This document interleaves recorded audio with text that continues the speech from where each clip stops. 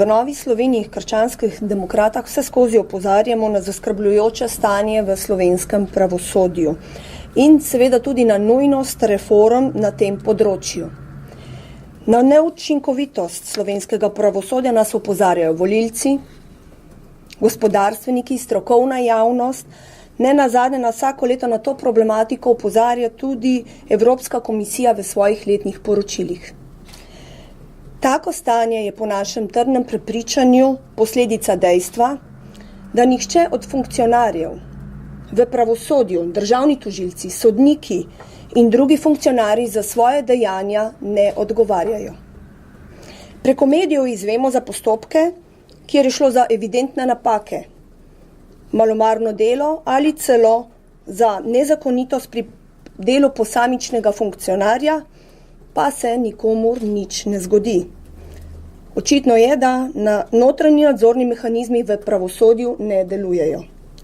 V Novi Sloveniji smo dali podpise za sklic nujne seje, ker je bila nezakonitost pri tem imenovanju ugotovljena strani Upravnega sodišča in KPK. Tudi Inšpektorat za javni sektor pri Ministrstvu za javno upravo je ugotovil več nepravilnosti in nezakonitosti v aktu o sistematizaciji in notranji organizaciji delovnih mest Vrhovnega državnega tožilstva.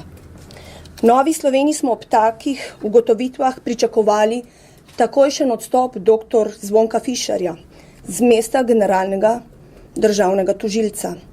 Prepričani smo, da tako odgovorno mesto lahko zasede oseba z najvišjo osebnostno in moralno integriteto. Naj posebej poudarim, da morajo biti najvišji funkcionarji vzor vzglednega, zakonitega in pravilnega dela tudi vsem ostalim znotraj posamične institucije.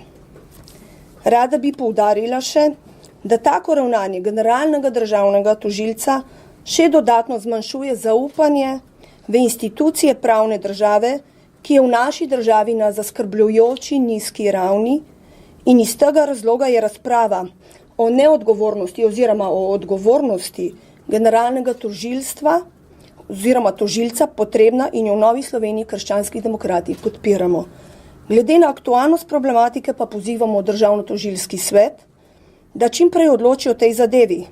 Zato je vsako zavlačevanje nesprejemljivo.